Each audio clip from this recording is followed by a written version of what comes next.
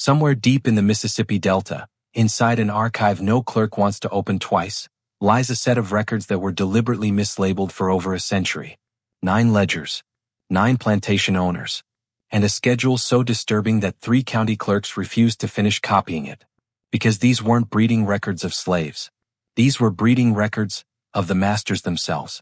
And the man who forced them into the very system they created was someone the law called property.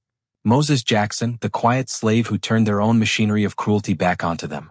Before we continue, subscribe and tell me where you're watching from. Tonight, we're stepping into the story they tried hardest to bury.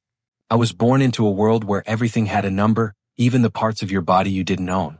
Mississippi's Yazoo Delta wasn't just cotton fields and river fog. It was a machine, a cold engine built on records, ledgers, charts, and schedules. People imagine slavery as chaos, violence, drunken overseers with whips. But on the plantations where I grew up, everything was done with calculation. There was nothing wild about it, nothing accidental. Cruelty wasn't emotional here. It was organized. It was written down. By the time I was old enough to stand, the 9 men who ruled our region, Rutledge, Crenshaw, Pryor, Pendergast, Whitfield, Fairchild, Vance, Beaumont, and Halsey, had already turned slavery into something colder than chains. They called it scientific agriculture. Others whispered a different name, the breeding program. To them, my mother wasn't a woman. She was Esther, 23, high-yield potential. And I wasn't a child. I was Moses, male, projected strength, potential driver. No one called me by my full name at first. They called me the boy. Later, the strong one. Eventually, the quiet one who watches too much. They had no idea how dangerous it is to let a child watch everything. I grew up listening to meetings from behind cracked doors, the masters sipping brandy, talking casually about pairing this woman with that man, about expected birth dates, about selling children before attachment formed. They spoke about bodies like crops. I remember their voices, flat, bored, discussing human life the way you discuss weather. Every now and then they laughed, usually when a child was born early or when a woman refused pairing. That laugh stuck with me. It was the sound of men who felt untouchable. My earliest memory is the sound of a quill scratching on paper. I heard it more than I heard my own heartbeat. The record-keeping office was the only place on the plantation with glass windows. The overseer said it was to protect the ledgers from humidity, but even at 7, I knew it was because those books were worth more than any one of us. The ledgers were the real masters. The 9 men only followed what they had written. It didn't take long before I understood the truth. Everything that happened to us started with ink. By 8 years old, I was the boy who held the candle while my mother stitched clothes after dark. She whispered lessons to me, not just words but warnings. Keep quiet. Watch their eyes. Never let them see you think. Literacy was death, so she taught me in fragments, half-sentences, small symbols hidden in cloth. She couldn't risk being caught. But she also couldn't let me grow up blind. Those night whispers shaped me more than any whip ever could. I watched my mother leave for breeding rotations. I watched women come back limping or silent or stare at nothing for days. I watched men treated like studs, loaned from one plantation to the next like farm equipment. I watched children vanish after being sold south, families torn apart before they had a chance to understand what family meant. Everything happened quietly and efficiently. The 9 masters operated like businessmen, not monsters, which somehow made it worse. Monsters at least feel something. The year I turned 11, I was allowed inside the record office for the first time. They said it was because I had steady hands and neat posture. The truth? They needed someone to grind ink and fetch papers, and I was small enough to squeeze behind the shelves. That room smelled like dust, drying ink, and cold ambition. On the wall hung every tool of the system: reading charts, labor logs, sale receipts, and those brutal pairing calendars. Each line was a life cut open and rearranged. The driver, an older enslaved man, noticed the way I stared at the ledgers. He put a hand on my shoulder and whispered, "Don't ever let them see what your mind catches." That was the day I learned the most important rule of survival. The smartest slave is the one who looks the dumbest. So I learned to drop my eyes when spoken to. I learned to nod before answering. I learned to speak slowly like thinking hurt me. On the outside, I became exactly what they wanted: obedient, silent, predictable. On the inside, I memorized every schedule, every pathway, every weakness. The 9 owners never imagined I could read their system better than they could. They believed intelligence followed skin color, that a black mind was incapable of strategy. Their arrogance wasn't just a flaw, it was the opening I needed. By 14, I could recite entire breeding cycles by memory. I knew which owner favored which punishments, which overseer drank before rounds, which fields were poorly guarded at night, which cabins had loose floorboards. I knew who they feared and who they underestimated. They underestimated everyone who looked like me. When I was 16, they finally trusted me with copying ledgers. That was the moment my fate changed. I sat in Rutledge's office with a quill in my hand, rewriting the same brutality in neat script, line by line. At first, I only copied. Then, slowly, I started to understand the structure. I studied the way they thought, cold, organized, systematic. I saw patterns in their cruelty, and patterns can be broken. I didn't know it then, but that office would become the birthplace of their undoing.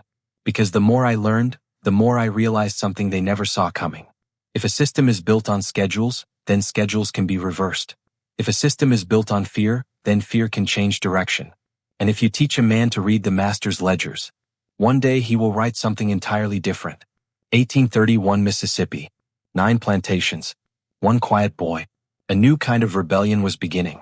Would you have watched and waited like I did, or tried to run? I grew up in a world where silence was the only safe language. My mother, Esther, taught me that before she ever taught me a single letter. She moved through the plantation like a shadow, soft steps, lowered eyes, hands always busy. But at night, when the cabins went dark and the overseer's footsteps faded, she became something else entirely. She became a teacher, a secret keeper, a woman fighting a system with nothing but whispers. Our cabin was small enough that you could touch both walls with your arms stretched. But to me, it was the only place in the world where truth could survive. My mother would sew by candlelight, the needle moving in steady rhythm, and she would murmur words that could have cost her life. "Don't trust a quiet man with a ledger," she once said. "He kills without shouting." That was the first lesson. The second came a few weeks later, when she pricked her finger on a needle and let a drop of blood fall on the cloth. "This is value to them," she whispered. "Not your heart, not your mind, just your body." I didn't understand it fully as a child. But the older I got, the clearer her warnings became. My mother had seen more than she ever told. Before she was sold to Rutledge's plantation, she'd been on 2 others, both with their own breeding schemes, their own punishments, their own ways of breaking people without leaving marks. She had watched women crushed under the weight of forced pregnancies. She had watched men turned into machines. She had watched families torn apart by nothing more than a master's bad mood or a market shift in New Orleans. And she refused to let me be blind to it. At night, she lifted the corner of the quilt she made from scraps of discarded slave clothes, and she'd hide a small piece of paper beneath it. A page torn from a Bible long ago. The words were faint, but she traced them with her finger, whispering the shapes. A, B, C. She taught me slowly, like feeding water to someone dying of thirst. 1 drop at a time. I learned letters before I learned hope, and numbers before I learned freedom. She told me never to speak of it. Literacy in a slave was like finding a rattlesnake under a pillow. Masters killed it instantly. But she kept teaching, even though she knew that knowledge was the sharpest blade in the room. She was preparing me for a world she knew she wouldn't always be able to shield me from. Her whispers carried the weight of every life she'd seen destroyed. When I was 10, she took my face in her hands, rough from years of cotton fields, and said, "Moses, you watch like a man 60 years old. Don't let them see that. They don't fear muscles. They fear minds." That was the first time I understood I wasn't like the other boys. The others dreamed of running. I dreamed of understanding. By 12, I could read the numbers in the driver's logs. I could read the dates on the breeding schedules. And eventually, I could read the ledgers themselves. The clinical words, the coded terms, the cold descriptions of people as livestock. It felt like swallowing stones. Hard, heavy, sinking deeper every day. But it also woke something in me. Because once you see the blueprint of cruelty, you begin to see the cracks. The older I grew, the more I watched the 9 masters. How they moved, how they spoke, how they hid their fears under arrogance. I memorized them the way they memorized crop rotations or cotton weights. Crenshaw twitched his jaw when he lied. Pryor tapped his fingers when he felt cornered. Beaumont drank too much when he worried.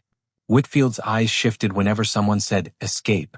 Rutledge looked at us the way you look through a window, never at us, always past us.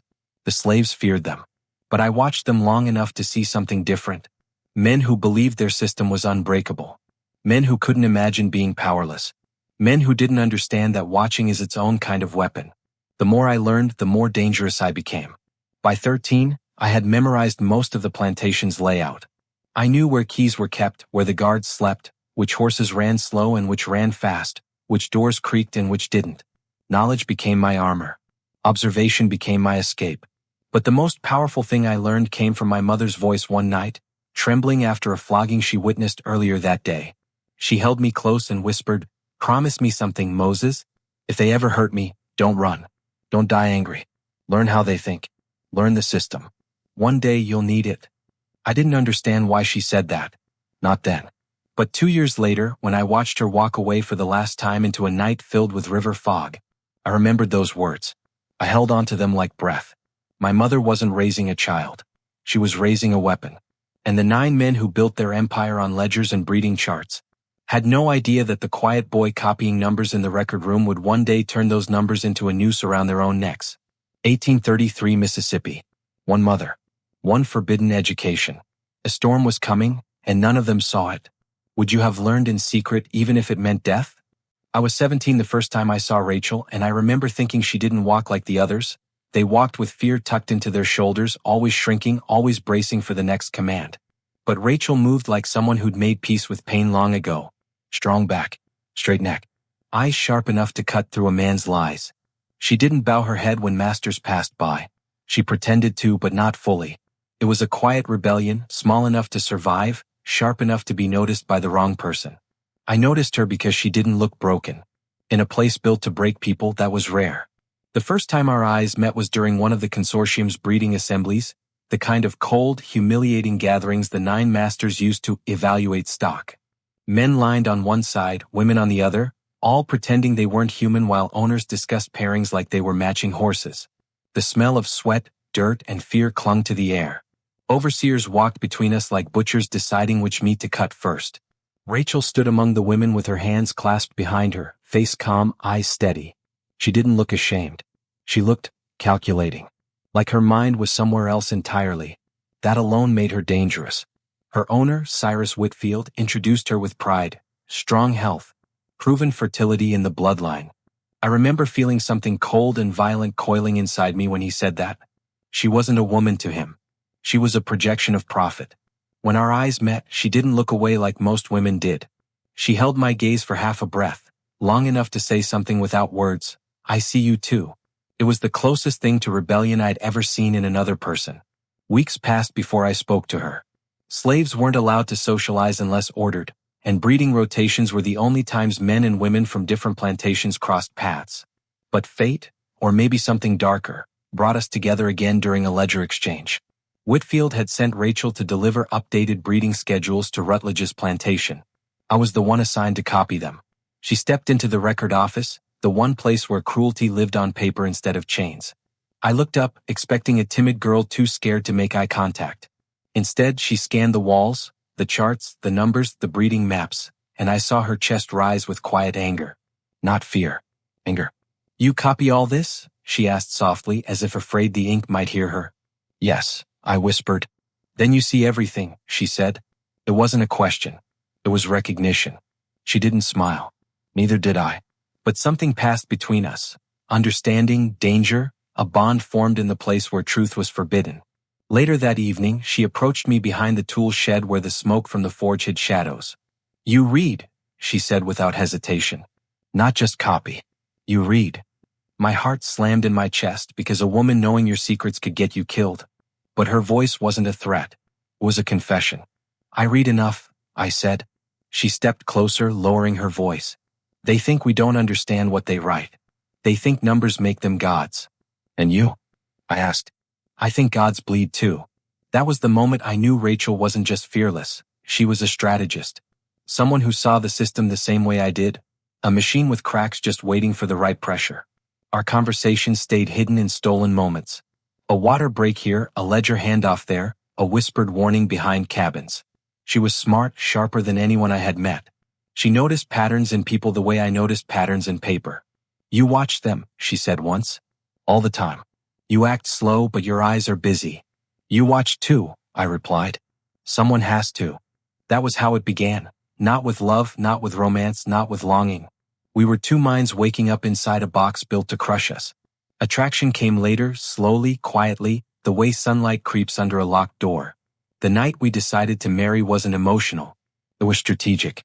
Marriage, in the eyes of the 9 masters, made breeding easier. It made transportation easier. It gave me access to her plantation and her access to mine. And because breeding rotations moved married women between plantations for months at a time, we could travel freely without suspicion. When I asked Rutledge for permission, he smiled like a man petting a loyal dog. "A fine choice," he said. "Your children will be worth something." I kept my eyes down. I said thank you. But inside, my mind was already opening a new door. Our wedding was a small thing. No legal standing, just hands held under moonlight, voices trembling with hope and fear. But that night, after everyone left, Rachel leaned close to me and whispered, "They use us to move between plantations. We can use that too." Those words were the first spark. From that moment on, Rachel became more than my wife. She became my partner in resistance. She listened to women returning from breeding rotations. She gathered rumors, learned overseer habits, memorized routes through the woods. She knew which owners carried laudanum for sleep, which drank too much brandy at night, which left their windows unlatched during humid summers. Every detail mattered. Every whisper was a weapon. Rachel knew things men never paid attention to. She saw vulnerabilities hidden behind arrogance. She understood pain the way I understood numbers. Together, we mapped a future inside a world that had stolen our past. Neither of us knew then what our plan would fully become. We didn't know how far it would go. We didn't know that in a few years, 9 masters would vanish one by one and return screaming about rotations and schedules. But we knew this much. The system was big. But it wasn't perfect. And cracks always widen when 2 minds push instead of one. 1836 Mississippi. 1 marriage. 2 minds waking up. And the machine of slavery didn't even notice its gears slipping. Would you have trusted someone like Rachel with your life? The night my mother died, the air felt wrong. Heavy. So, like the world was holding its breath. I didn't know it then, but that night would carve something into me that would never heal, something that would grow silently for years until it became a plan, cold, patient, unstoppable. It started with a sound I'd heard too many times, the crack of a whip cutting through the afternoon heat. Slaves didn't flinch at whips after a while.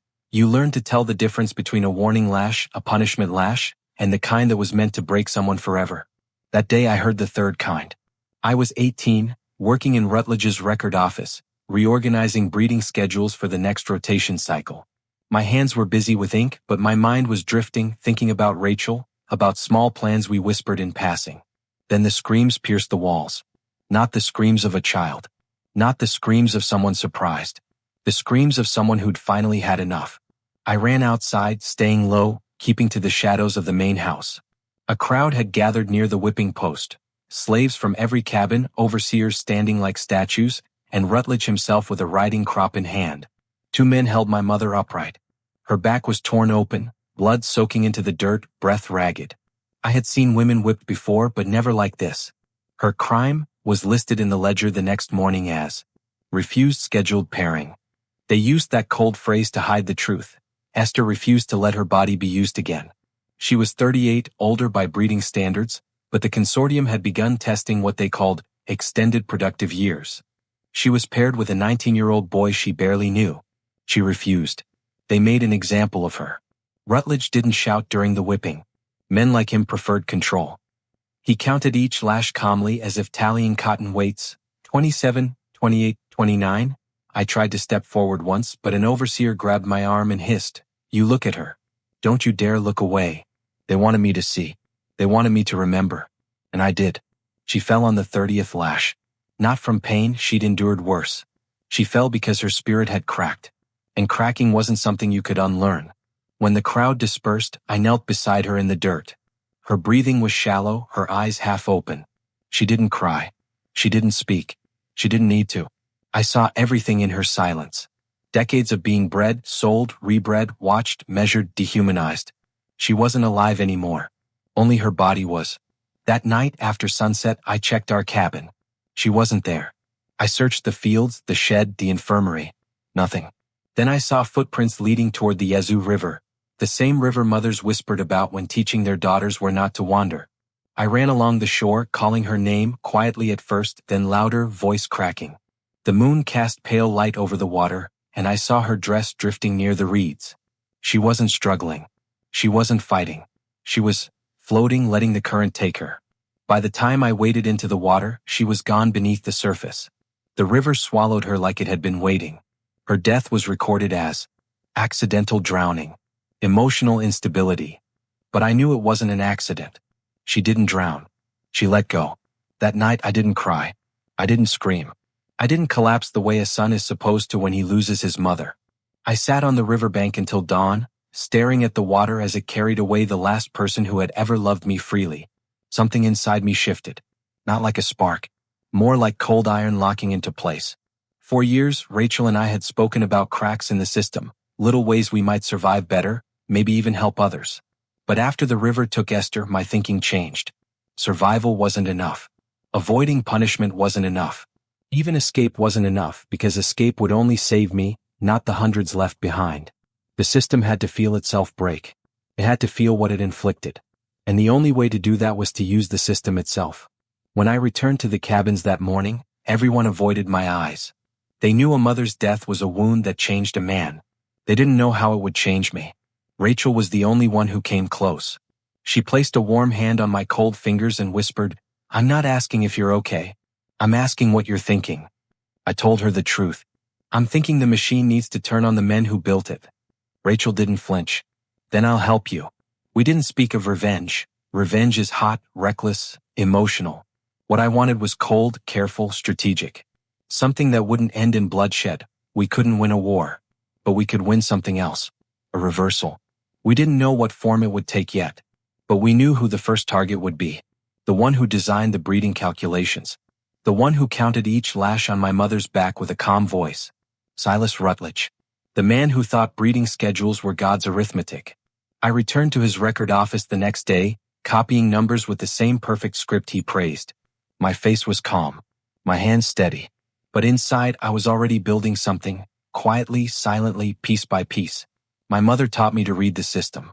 Her death taught me to weaponize it. 1838 Mississippi. One death. One son who didn't cry. And the river carried more than a body that night. It carried the last of my mercy. If you lost your mother like that, what would you have done? After my mother's death, the plantation didn't change, but I did. I moved slower, talked less, watched more. Rage can make a man loud, but real vengeance makes him silent. And silence was the one thing the system never feared, because it never imagined silence could be planning. I didn't rush.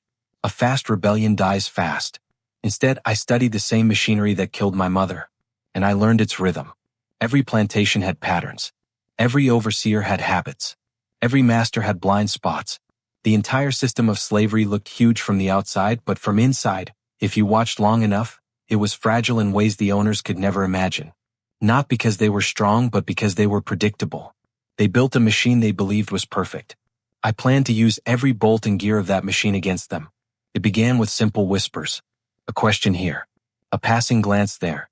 The kind of harmless talk slaves had been exchanging for centuries. But instead of gossip, I was collecting data, patterns, routines, weaknesses.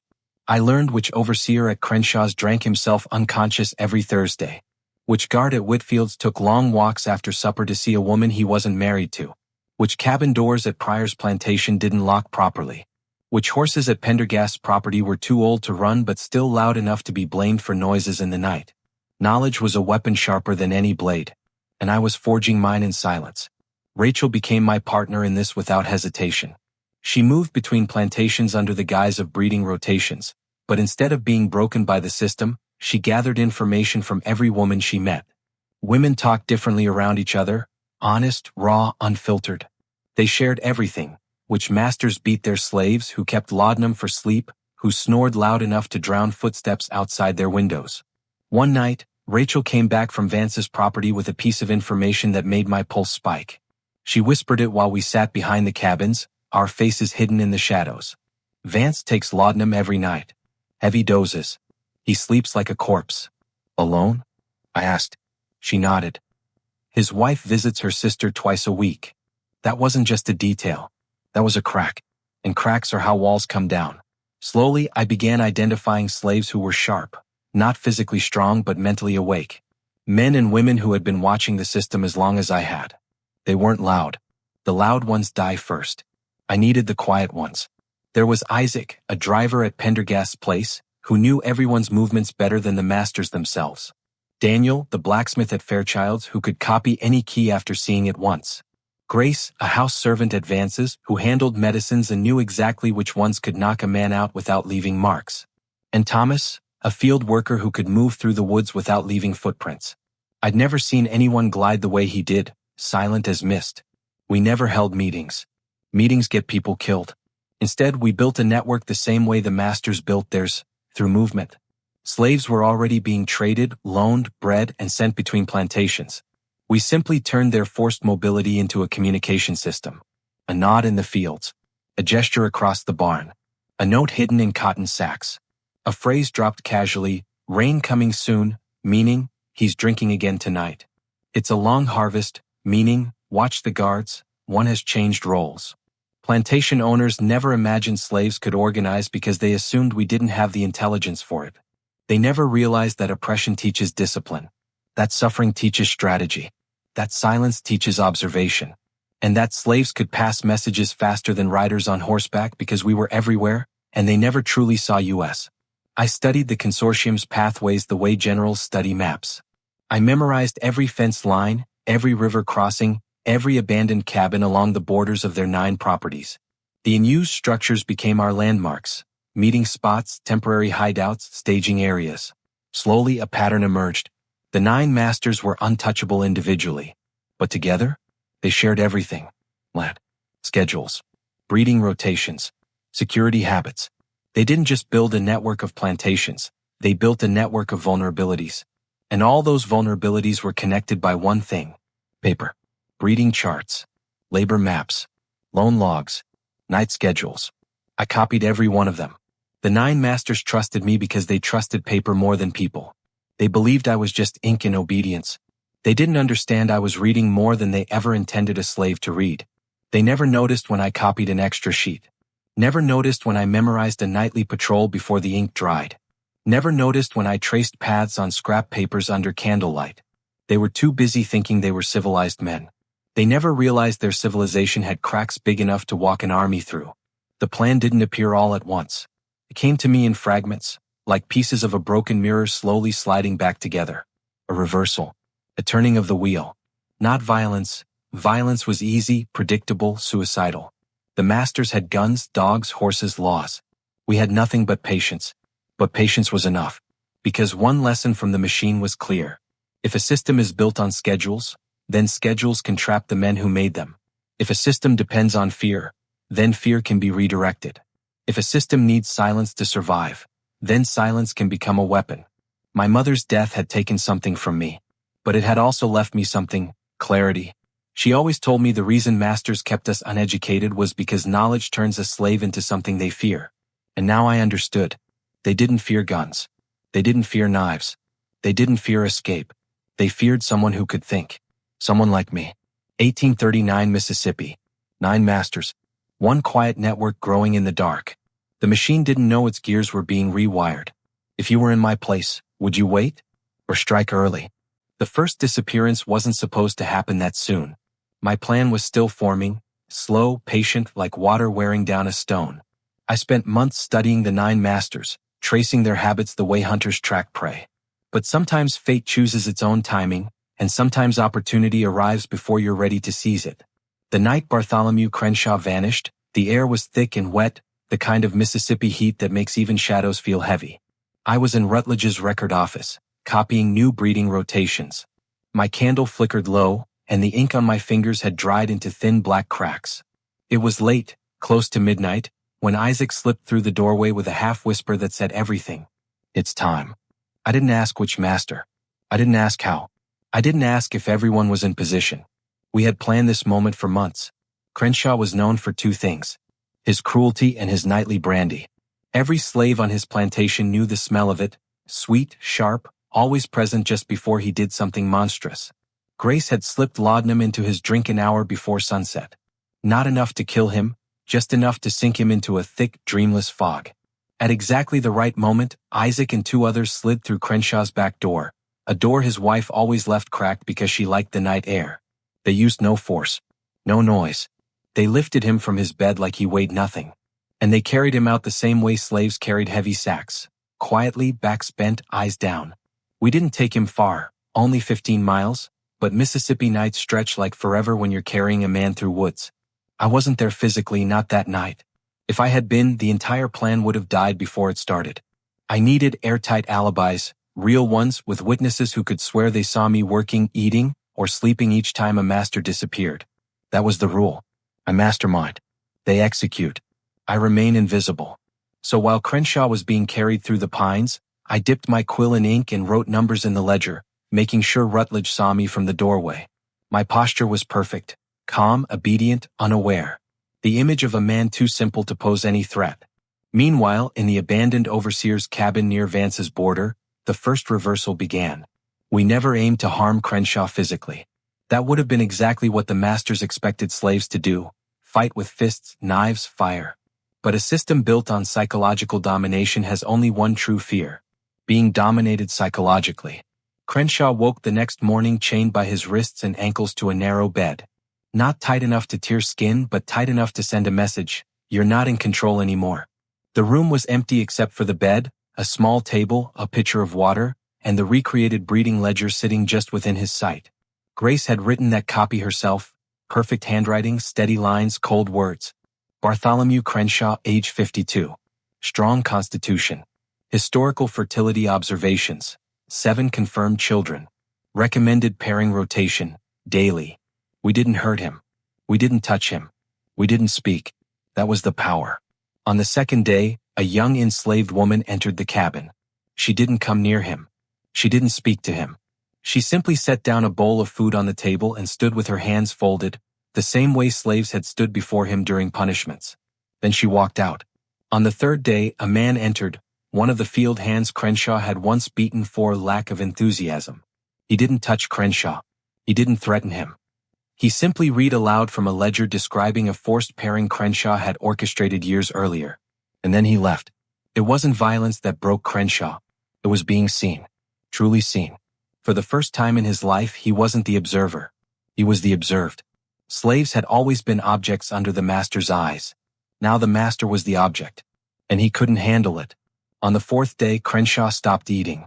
On the fifth, he whispered something to himself. A prayer, maybe, or an apology, or a plea for the nightmare to stop. No one responded. The silence was louder than any threat. On the sixth morning, we released him. Isaac and the others left him near the boundary of his own land, half-conscious, filthy, but alive. He wandered home barefoot, stumbling through fields where slaves stopped their work and stared. He didn't shout at them. He didn't curse.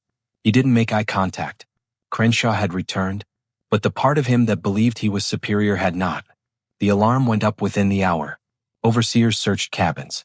Slaves were whipped for information no one had. The sheriff came, then left confused. Nothing was stolen. No buildings were burned. No one escaped. Crenshaw refused to speak about what happened. When the other masters demanded answers, he trembled and muttered only one sentence. "You'll understand when it's your turn." That was the first crack. The masters didn't realize it yet, but the walls around them had just started to tremble. Their confidence, their arrogance, their sense of invincibility, all of it began to erode from the inside. And fear, once it enters a man like Crenshaw, spreads like infection. 2 weeks later, Josiah Pryor vanished. Then Pendergast. Then Whitfield. It had begun. Not a rebellion. Not a war. A reversal. A turning of the machine on the men who built it. And all of it started with one disappearance and 6 days of silence. 1840 Mississippi. 1 master down. 8 more to go. Fear was a weapon. Would you use it the same way? Crenshaw's disappearance shook the Delta, but his silence afterward is what frightened the other masters. Men like him weren't supposed to break. They were supposed to roar, threaten, punish, reclaim control. But Crenshaw came back trembling, quiet, unable to look another human being in the eye. And that terrified the consortium more than any uprising ever could. Fear makes men do foolish things. But fear also blinds them. When the next disappearance happened, the masters still believed Crenshaw's case was an isolated incident. A thief, a rival, an accident. Anything except what it truly was, the beginning of a calculated unraveling. Josiah Pryor vanished 14 days after Crenshaw's return. And just like before, it happened inside his own locked bedroom. He had 2 armed guards outside his door, a pistol under his pillow, and a wife who slept lightly. None of it mattered. Grace timed the laudanum perfectly. Daniel forged the key. Thomas moved through the orchard behind the house like he was made of fog. They lifted Pryor from his bed, silent as breath, and carried him through the trees until the night swallowed their footprints. Meanwhile, at that exact hour, I was in Whitfield's office, updating labor logs as if nothing in the world was happening. I made a point to ask Whitfield a question loudly in front of witnesses. Alibis matter. Patterns matter. Predictability matters. If the masters believed I never left my ink and papers, then I could turn the entire region upside down without ever stepping foot outside. Pryor woke in the same kind of place Crenshaw had, an abandoned structure the masters themselves had built decades earlier. Old overseer cabins, stables that had been replaced, small barns left to rot. They had created the perfect skeleton for us to use. Structures they no longer checked. Areas they forgot existed. No one hides a crime better than the guilty themselves. Pryor's 3 days followed the same pattern as Crenshaw's, but with a twist. Instead of silence, he was greeted by pages. Dozens of pages. Every breeding ledger he had ever signed. Every forced pairing he orchestrated. Every child separated from parents because he believed families made slaves too soft. We placed the papers on a table beside him, neatly arranged like a cruel exhibition. He recognized his handwriting instantly. On day 2, one of the women he had sold south when she was 13 entered the cabin. She didn't touch him. She didn't speak. She simply read from a ledger he had once bragged about, reading the line where he described her as unusually fertile stock. She didn't cry. She didn't shake. She didn't show anger. She just read. When the reading ended, she set the paper down with gentle hands, gentler than he had ever shown her, and walked out. That broke something in him. A man can fight hatred. A man can resist violence. But a man cannot escape the truth when it stands before him without shouting. Truth delivered without emotion feels like judgment from a higher power. On the 4th day we released him too. This time, the screams began the moment he reached his house. Not because he was hurt, but because he kept trying to scrub his hands, muttering, "It doesn't wash off, it doesn't wash off." By now the other masters were truly afraid. But the system they built made them believe danger always came from outside, from runaways, rebellions, abolitionists. They never imagined danger could come from inside their own pattern of trust. They underestimated the machine. They underestimated us. And that was their downfall. The 3rd disappearance happened faster, only 5 days later. Nathaniel Pendergast, the man who believed science justified everything. He had charts in his office showing the breeding potential of every woman he owned. He bragged openly about the efficiency of tearing mothers from their toddlers. He was taken on a cool night, during a rainstorm that masked our footsteps. Pendergast's captivity lasted 4 days, and all 4 days were filled with the same thing. The names of children he'd sold. Children who had cried for their mothers while he walked away counting coins. Children who grew up not knowing their parents. Children whose faces he had never bothered to remember. We made him listen to those names. Every name. Every age. Every sale price. On the final day, a woman stood in the doorway of the cabin, holding the ledger documenting the sale of her son. She didn't speak. She didn't even step inside. She just looked at him, long enough for him to recognize her eyes. He broke before she turned away. When Pendergast returned, he locked himself in his house for 3 days and refused to speak to anyone, not even the sheriff. He fired half his overseers. He stopped attending consortium meetings. He drank until he collapsed. And still, the disappearances continued. The 4th was Cyrus Whitfield, Rachel's former owner. She warned me he was dangerous, a man who hid cruelty behind politeness. He spoke softly but ruined lives with a single signature. He disappeared for 5 days and came back pale, shaking, begging his wife to remove the whips from the house. The 5th was Augustus Fairchild, the only one with enough conscience to see the direction things were going. His captivity changed him profoundly, shaping the guilt that led him to free people years later. By the time the 6th master vanished, the remaining 3 were no longer sleeping in their own homes. They gathered together, armed, pacing the floors like hunted men. Their meetings no longer involved cigars and brandy. They involved whispered fears, trembling hands, and constant glances toward the windows. The mighty men of Mississippi had become the slaves of their own terror. But the most important part is this. Not one slave was ever caught. Not one whisper leaked. Not one footprint betrayed us. The system the masters built gave us everything we needed to undo them. Their arrogance was our camouflage. Their routines were our maps. Their breeding rotations were our communication lines. Their ledgers were our blueprints. They believed we were invisible. They were right. But invisible people can move freely. Invisible people can learn every door, every weakness, every fear. Invisible people can break empires. 1841 Mississippi. 6 masters taken. 3 left. Fear was no longer a whisper, it was a storm. If you saw your enemy crumble like this, would you stop or keep going? By the time the 6th master returned home trembling and hollow-eyed, the consortium was no longer a circle of powerful men. It was a room full of frightened ghosts sitting in their own chairs. Every one of them had lost something important: certainty.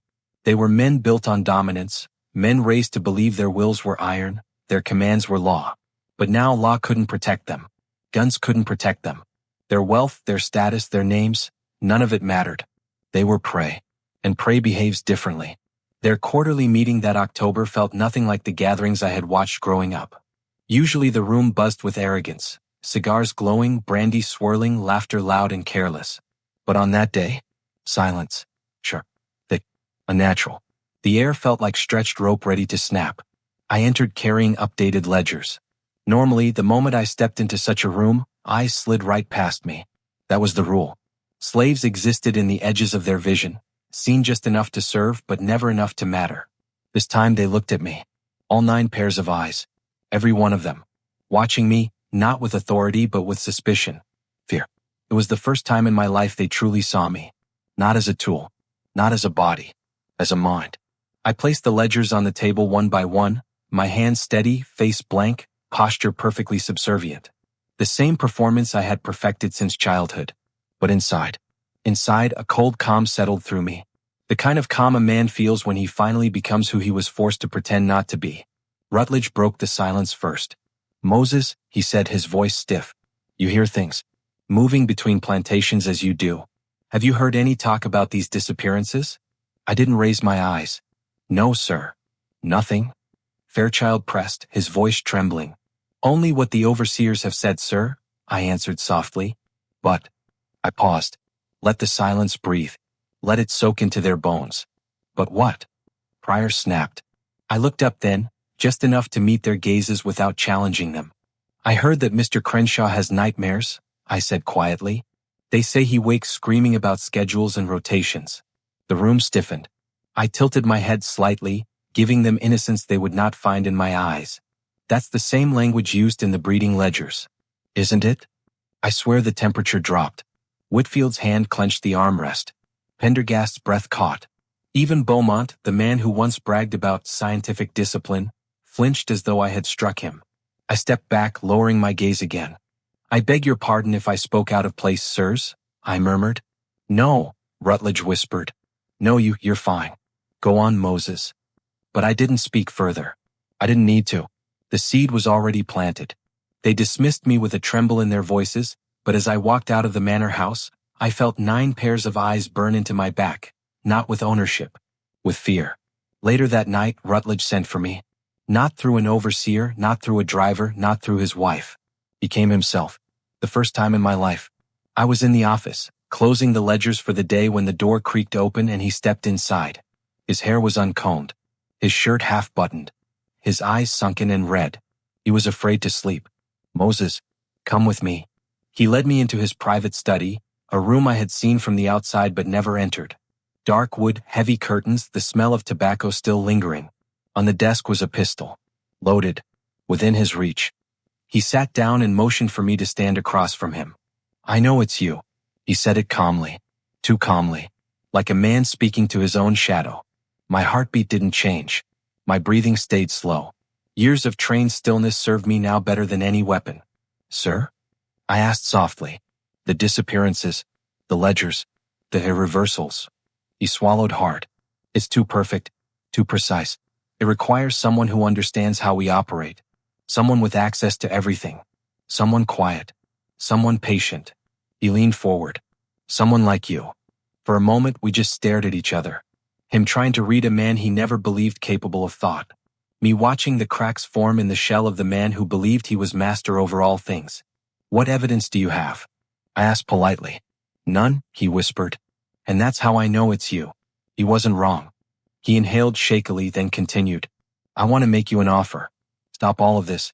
Stop the disappearances. Stop the lessons." He struggled with the word. "In exchange, I'll grant you and Rachel your freedom. Legal freedom. Papers. Money. Safe passage north." I looked at the pistol in his drawer, the ink stains on his collar, the shaking hands of a man who had finally tasted a fraction of the terror he'd built for others.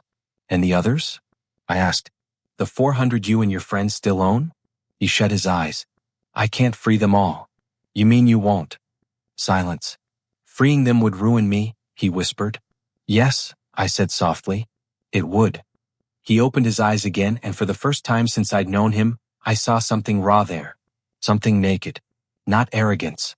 Not authority. Not cruelty. Shame. Moses, I'm asking you to stop. I stepped closer. Not threatening. Just enough to make him truly face me. You created this, I said, my voice low and steady. Every lash. Every pairing. Every stolen child. Every ledger entry. I touched the edge of one of his own breeding charts on the desk. All I did was hold up a mirror. His breath hitched. If you want this to end, I said, then you must end the system that made it possible. He opened his mouth, but no words came.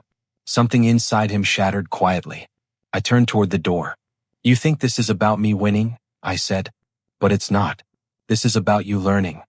Then I left him sitting alone in the dark with his pistol, his ledgers, and the one thing he never learned how to control. His fear. That night, I stood outside under the moonlight, breathing the thick Mississippi air, and I realized something. The masters had finally seen me. Not as a slave. Not as a tool. Not as property. As the architect. The machine had turned, and now the men who built it were trapped inside its gears. 1842 Mississippi. One conversation. One breaking point. The next disappearance would shatter everything. If you were me, would you have forgiven Rutledge? Or walked out just as I did? 2 weeks after our conversation in his study, Silas Rutledge vanished. It didn't happen during a storm or in the middle of the night or under some dramatic sky. No. The night Rutledge disappeared was painfully ordinary. Crickets humming. Heat lingering. The plantation asleep under a quiet moon. But the air felt different, still waiting. He had stopped sleeping in his bedroom. Fear made him superstitious.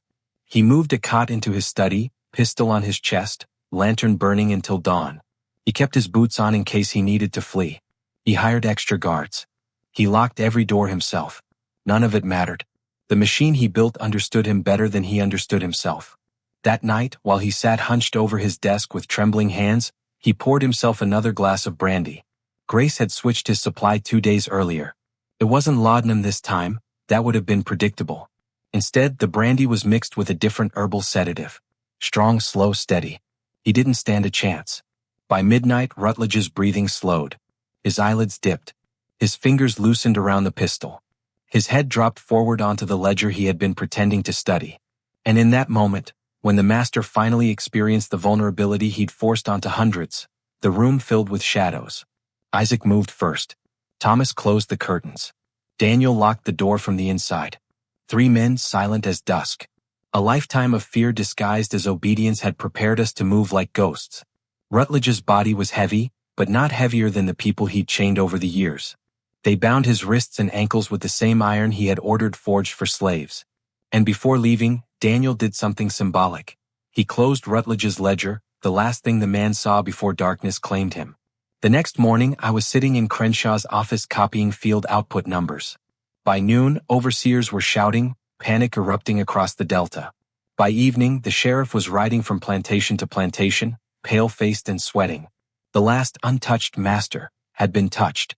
And this time, the disappearance lasted longer. Day 1. Rutledge woke chained upright in a room he knew far too well. The old record-keeping building on his own plantation. That was deliberate. He had spent years inside that building turning human lives into numbers. Now he would face the arithmetic he wrote.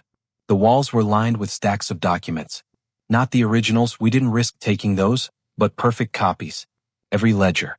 Every rotation chart. Every sale receipt. Every record of pairing. 2 decades of brutality, documented in ink that never cared about pain. The first thing he saw was his own handwriting. That alone broke a layer of his arrogance. He tried to shout. No one came. He tried to shift the chains. They didn't budge. He tried to close his eyes. But the papers were everywhere, on the floor, on the table, pinned to the walls. It was like drowning in his own sins. Day 2. We didn't speak to him. Not once. Silence was the punishment. Silence and truth. A woman came into the room that morning. Claire. The daughter of Esther, my mother, from a forced pairing years before me. Rutledge had bred my mother like livestock. He had kept detailed notes on her cycles. He had measured her like cattle. He had sold her pain as profit. Now her daughter stood before him. She wasn't violent. She wasn't angry. She wasn't there to hurt him. She brought a book. Ledger Volume 3. The one documenting the forced pairings of 1825.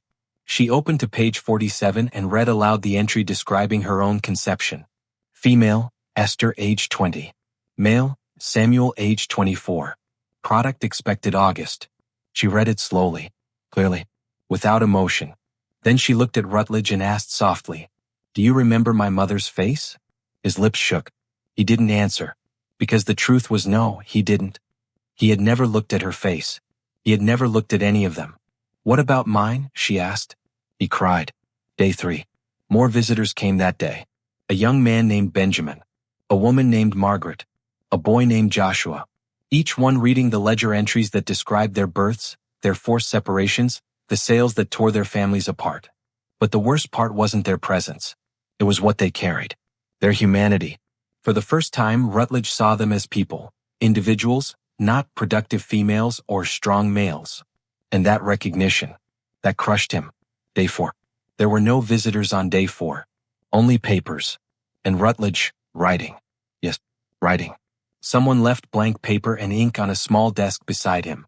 And like a man desperate to confess to a God he suddenly feared, he began writing his own ledger entries, but this time about himself. He recorded his guilt, his terror, his inability to escape the memories. He described how the faces of the people he'd owned haunted him. It was the first honest documentation of his life. And it came too late. Day 5. By day 5, he wasn't begging for food or water. He was begging for forgiveness. Not from God. Not from men. From the very people he had dehumanized. But none came. Only silence. Heavy, judgmental silence. He spent the night shaking, whispering names from his ledgers like prayers, as if saying them could erase what he'd done. Day 6. His final visitor came. Anna, 60 years old, born on his plantation. One of the first women he entered into the program. She had survived 6 forced pregnancies. She had survived watching every one of her children sold away. She had survived being treated as a machine. And she had survived Rutledge. She stood in the doorway, sunlight falling across her face, and said in a steady voice, "I don't hate you. Hate needs respect. You never earned that." He sobbed. "You didn't see us," she continued. "For 20 years we were right in front of you and you looked through us like furniture." She placed a final document beside him. A list of every child born into the consortium's breeding program. Over 300 names. 47 pages. "Moses says you must read each name aloud," she told him. "Every single one. They lived. Even if you pretended they didn't." She turned and left. Rutledge began reading. By the time the sheriff found him on the 6th night, his voice was hoarse, his eyes swollen, and he was still reading the names. He was on page 39. He never recovered. He freed every slave he owned the following week. He burned his whips. He sold his land. He abandoned Mississippi's respectability to publicly confess everything. He spent the rest of his life helping free people he once owned. Rutledge broke. Completely. Permanently. The system had finally swallowed its own architect. 1843 Mississippi. One master destroyed by truth, not violence. If you could make a man face every life he ruined, would you? If Rutledge's fall was a collapse of the mind, then Thaddeus Beaumont's was something else entirely. A dismantling of a man who believed cruelty was science. Beaumont wasn't like the other masters. Crenshaw enjoyed violence. Whitfield hid behind politeness. Pendergast justified everything with charts and calculations. But Beaumont? He celebrated the breeding program. He introduced methods. Suggested pairing incentives. Kept detailed notes on bone structure, skin tone, hip width, muscle density, features he believed could be bred like cattle. He called it biological engineering. Everyone else called him brilliant. Enslaved people called him a butcher with a Bible in his hand. And that's why his reversal required something different. Not visitors. Not ledger readings. Not silence.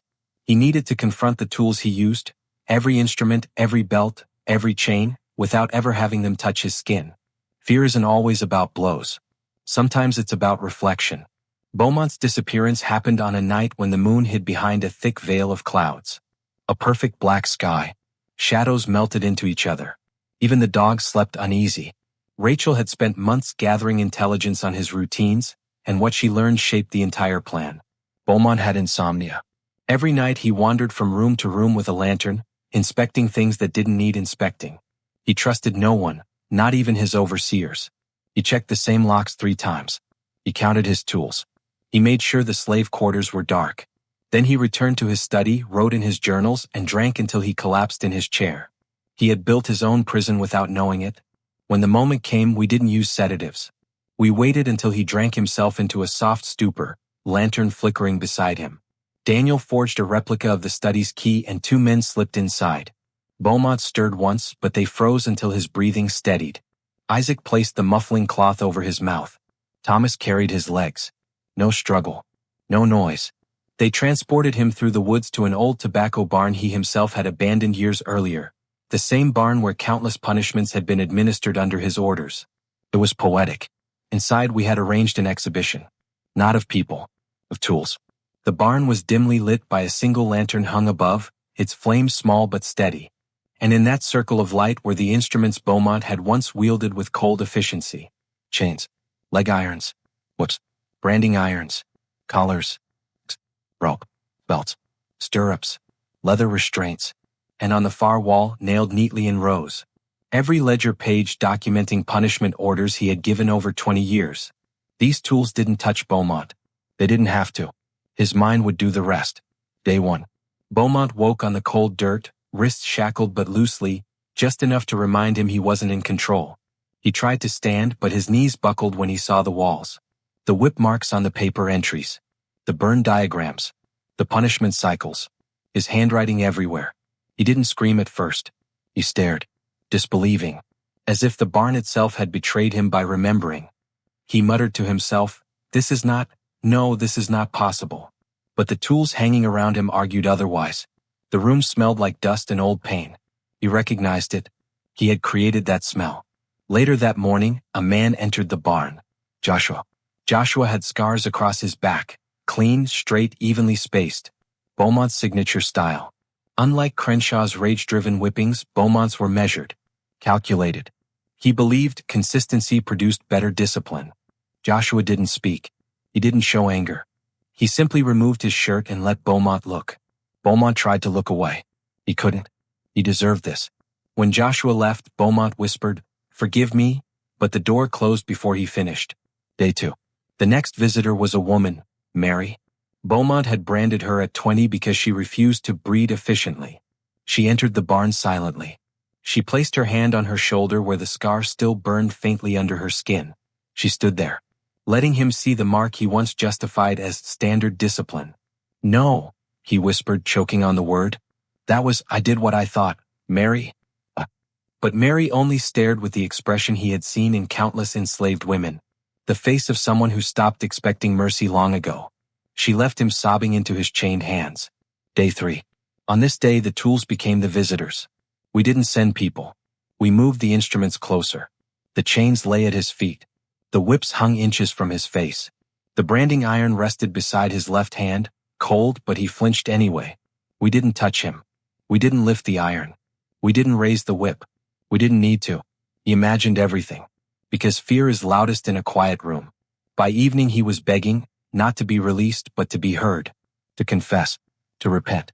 To explain the logic he once hid behind. But there was no judge present. Only his tools and his memories. Day 4. His final visitor came at dusk. Isaac. Isaac wasn't scarred, wasn't branded, wasn't beaten. But he had watched dozens of others suffer under Beaumont's orders. Isaac stepped inside the barn, picked up a ledger, and handed it to Beaumont. The page listed a punishment from 1831. Subject, Elijah. Offense, exhaustion. Sentence, 30 lashes. Elijah had been Isaac's brother. Beaumont's face changed, really changed for the first time in his life. The horror wasn't in the lash count or in the name or even in the date. It was in the word, exhaustion. The man he had punished wasn't rebellious. He was tired. Just tired. It was a moment of clarity sharper than any blade. That night, Beaumont wept until he fell asleep against the wall, the ledger still open on his lap. Release. On the morning of the 5th day we freed him. He stumbled home through the woods like a man dragged back from death. When his wife saw him, she screamed.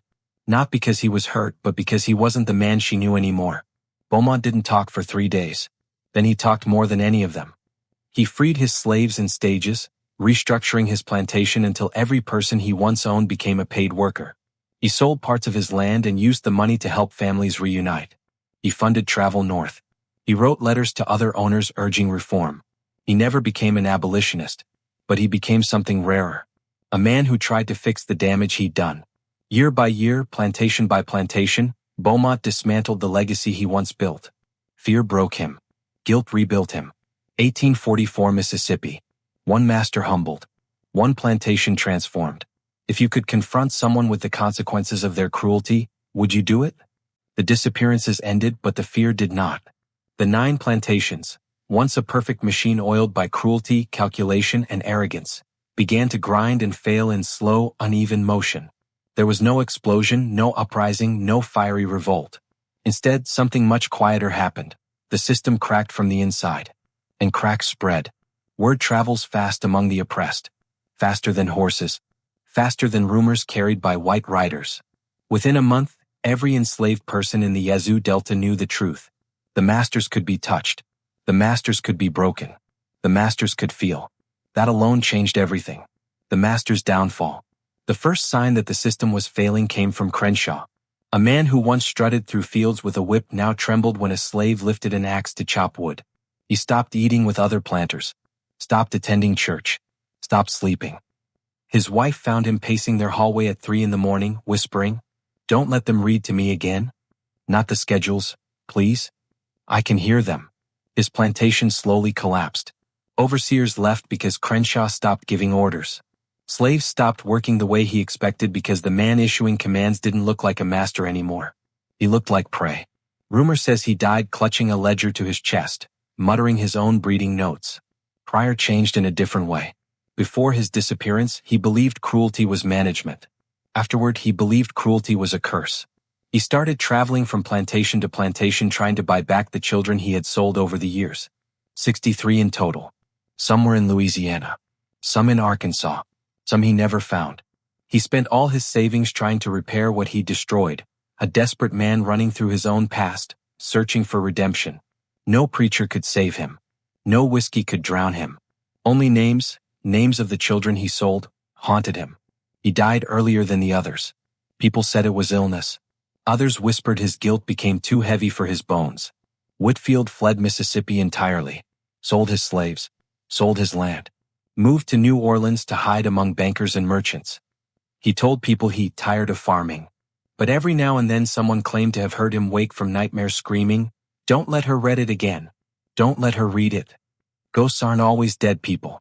Sometimes they are memories that don't leave. Pendergast tried to maintain the system in a new disguise. He freed a handful of slaves, paid the rest pennies, called himself progressive. But he didn't fool anyone. Freed in name, enslaved in practice. Debt contracts, inflated food prices, forced work agreements. He tried to rebuild slavery with cleaner language. He died wealthy and despised. Vance took another route.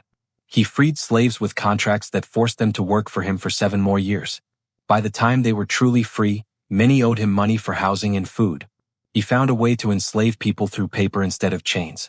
The law protected him. For a while. But even his plantation crumbled, because the people he once owned saw what he had become. A man terrified of shadows, terrified of dark corners, terrified of the very people he exploited. Fear is a master that never sleeps. Halsey was the opposite. He didn't reform. He didn't bargain. He didn't rationalize. He broke. Completely. Halsey freed every slave he owned, sold the plantation for almost nothing, and spent his remaining years escorting families north. Ohio, Indiana, Illinois. He used his own money to buy freedom for people who weren't even his. People whispered he had become an abolitionist. In truth, he had become something else. A man trying to outrun the version of himself that once existed. He died poor, alone, but loved by those he saved. The breeding program dies. And then there was the system itself, the breeding program, the consortium's pride, their scientific advancement, their monstrous masterpiece. It was over. No master dared reintroduce it. Not after what happened. Even plantations outside the consortium changed their practices. They loosened their breeding schedules. Some stopped altogether. Overseers became less violent, not because they wanted to, but because they no longer trusted the silence of the people they whipped. White men who once bragged openly about their breeding stock now dropped their voices when discussing pairings. Some burned their records. Others hid them. All feared them. Because what if the papers were copied? What if the names survived? What if someone else learned to read them? The Delta would never admit it out loud, but the truth was this. Fear of slave intelligence ended the breeding system more effectively than any revolt ever could. The enslaved awakening. Among the enslaved, something profound happened. Hope. Not loud hope. Not reckless hope. Not the kind that leads to storming gates with torches. A quieter hope. A deeper awakening. People began talking without speaking. A new language formed in the Delta. A look meant we are not powerless. A nod meant they fear us now. A gesture meant watch. Learn. Wait. A whisper meant the system bleeds. Children were taught to listen. Women forged new alliances across plantation lines. Men memorized routes, names, weaknesses. It didn't lead to rebellion. It led to awareness. And awareness is more dangerous than swords. For the first time, enslaved people saw cracks in the wall. And once you see a crack, you stop believing the wall is forever. The Delta changes. Over the next few years, the region transformed in small but undeniable ways. Some plantations reduced nighttime patrols because overseers were quitting. Others shifted to wage labor because too many slaves refused to cooperate. Church sermons changed tone, more fear, more warnings. Slave auctions saw drops in price due to rumors of unrest. Families were reunited quietly by masters seeking peace. The world did not become just, but the world learned fear. Fear of the people they once considered incapable of planning. Fear of the silence they once ignored. Fear of the minds they believed weren't fully human. For the first time, white Mississippi feared something that wasn't an army. Intelligence in the oppressed. A new kind of power. A silent one. A steady one. A power born not from violence, but from truth. 1845 Mississippi. An empire cracked. A people awakened. If a system begins to fear the people it built itself upon, can it survive? By the spring of 1844, the 9 masters had all fallen. Some shattered, some softened, some twisted, some reborn. The consortium was dead. The breeding program was ashes. And the Delta, once confident in its brutality, now lived in a tension so thick the air itself felt cautious. Everyone assumed I would run. North, west, anywhere but Mississippi. Freedom papers could be forged. Money could be gathered. Allies could hide me. The Underground Railroad pulsed like a secret heartbeat across the continent, and many urged me to listen to it. Rachel begged me to leave. She held my hands one night under the dim glow of a lantern in our cabin. Her voice trembled with something I rarely heard in her, fear. You've done enough, Moses. Please, let's go. Before someone finds proof. Before someone accuses you. Before they find reason to hang you. But I wasn't done. Leaving then would have meant victory for me, and nothing for the others. 400 enslaved people lived inside the consortium's reach. Some were freed by guilt-stricken masters, some were half-freed by contracts, some were still in limbo. Slavery didn't crumble cleanly, it cracked jagged, slicing everyone who tried to climb out. I couldn't abandon them to the shards. So instead of fleeing, I did the most dangerous thing an enslaved man could do. I stayed. The first school. It began quietly. In a cabin near the woods, one that had once held chains and punishment tools, I opened a school. A forbidden school. A school that should have gotten me whipped or killed. We covered the windows with quilts. We muffled the floorboards with straw. We timed lessons around overseer patrols. Lookouts sat outside pretending to mend baskets. And inside that shadowed room, I taught the thing slaveholders feared most. Literacy. Children came first, barefoot, cautious, wide-eyed, carrying stolen pieces of charcoal. Then the adults, moving carefully after sundown, pretending they were going to the river for water. We learned letters, numbers, breeding record codes, plantation maps, slaveholder handwriting styles, contracts, Bible verses with hidden meanings. Every lesson was a weapon sharpened slowly, quietly, deliberately. Rachel taught the women herbal knowledge, contraception, abortives, teas to stop pregnancies forced through rotation. Knowledge that had been whispered from mother to daughter in secret for generations, but now given openly, boldly. I taught the men how to read sale documents, how to identify phrases that meant transfer, separation, punishment. I taught them how to forge signatures, skills I had mastered in Rutledge's office. If a man can read the chains, he knows where to strike them. We weren't preparing for rebellion. We were preparing for something deeper. Control over our own minds. Reuniting families. Next, we began to trace family lines. For years, I had memorized every ledger entry I copied. Pairings, births, sales, transfers, deaths. While the masters used the ledgers for profit, I used them for resurrection. People came to me with questions whispered like prayers. Who was my father? Where did they send my sister? Did my mother have other children? Is my son alive? And I answered with everything I knew, matching names, dates, fields, scars, habits. I created maps of where people had been sent, using old sale lists and shipping receipts the masters never thought a slave could understand. Then we began to reconnect families, quietly.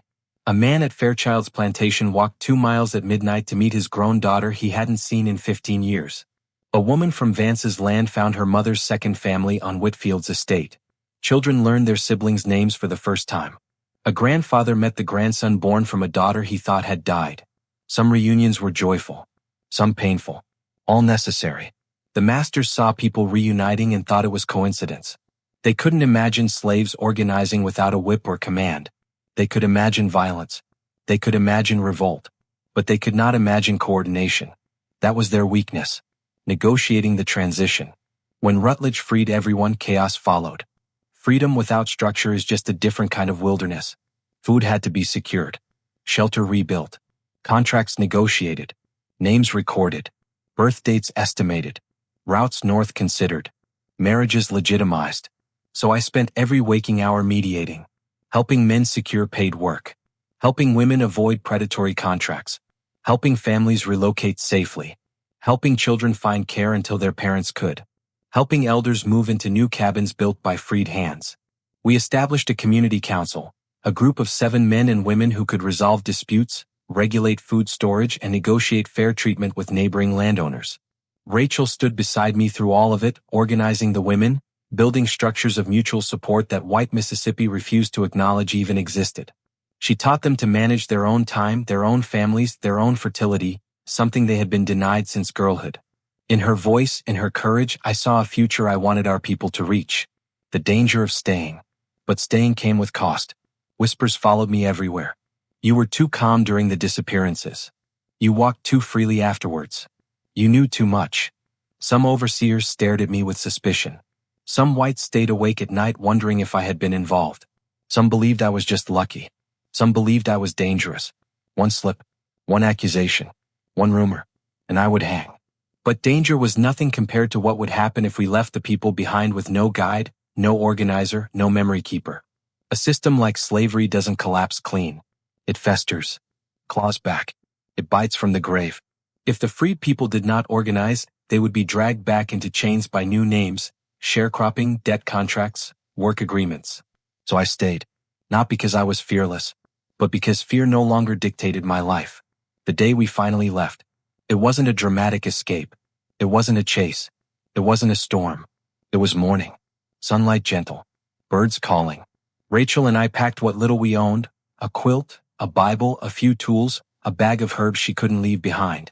People came to the road to say goodbye. Claire, Daniel, Grace, Anna. Children I had taught. Men I had guided. Families I had reunited. And they didn't look at me as a slave. They looked at me as something else entirely. A man who stayed. A man who taught. A man who planned. A man who helped them see themselves. That was my freedom. When we finally crossed the Mississippi border, Rachel took my hand and said softly, "You waited until they didn't need you." I shook my head. "They'll always need each other," I said. "That's how they survive. That's how we survive." We walked toward Ohio. Not running. Not fleeing. Walking. Like people who finally own their steps. 1844 Mississippi. One man stayed to rebuild what slavery tried to erase. If freedom meant risking your own life to save everyone else, would you stay too?